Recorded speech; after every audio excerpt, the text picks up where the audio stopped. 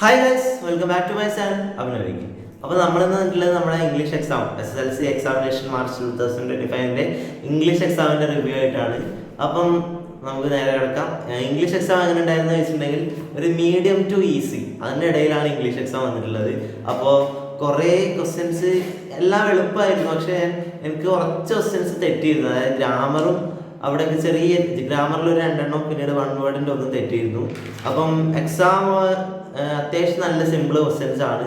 നമ്മൾ തന്നെ തെറ്റുകൊണ്ട് തെറ്റിയത് മാത്രമേ ഉള്ളൂ. എനിക്ക് എല്ലാ എക്സാമൊക്കെ വളരെ എളുപ്പമായിട്ട് തോന്നി ക്വസ്റ്റ്യൻസ് ഒക്കെ.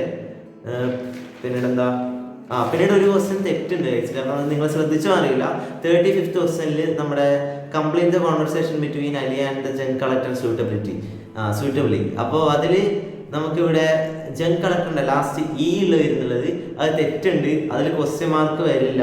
യു ഹാഡ് ബെറ്റർ എന്ന് പറഞ്ഞിട്ട് ക്വസ്റ്റ്യൻ ഒരിക്കലും വരില്ല. അതൊരു സജഷൻ ആയിരിക്കും. You had better come tomorrow അങ്ങനെ ആയിരിക്കും വരേണ്ടത്. അങ്ങനെ ആയിരുന്നു വരേണ്ടത്.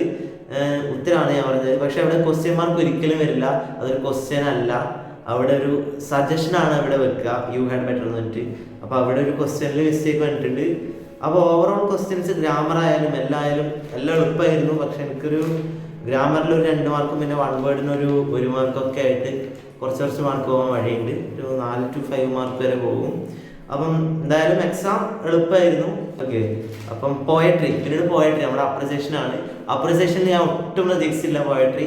ഞാനൊരു 4, അതായത് നമുക്ക് ടോട്ടൽ 5 പോയുണ്ട്. 5 പോയത്തിൽ ഞാൻ 4 പോയം ഞാൻ അപ്രിസിയേഷൻ എഴുതി പഠിച്ചു. ഏതൊക്കെ അപ്രിസിയേഷൻ ഈ 4 എഴുതി പഠിച്ചത് വന്നില്ല. ഈ പഠിക്കാത്ത ഒന്നായിരുന്നു പോയട്രി. എന്തായാലും ഞാൻ വായിച്ചിട്ട് പോയതായിരുന്നു.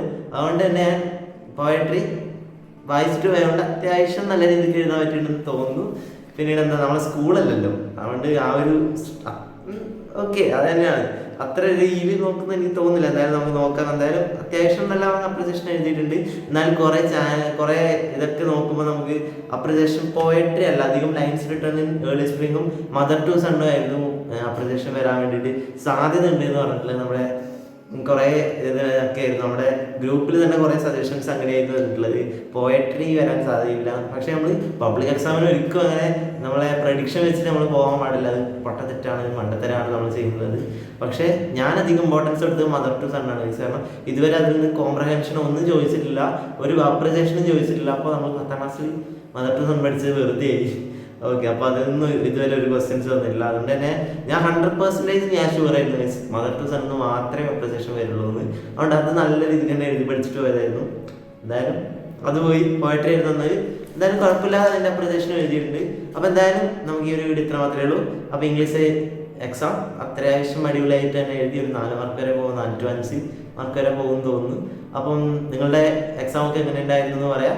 നല്ല ഇഷ്ടപ്പെട്ട വീഡിയോ ലൈക്ക് ചെയ്യാനും ചാനൽ സബ്സ്ക്രൈബ് ചെയ്യാനും മറക്കരുത്. നിങ്ങളുടെ വിലപ്പെട്ട അഭിപ്രായങ്ങൾ താഴെ കമൻറ്റ് ചെയ്യാം. It's me അഭിനവിക്ക്.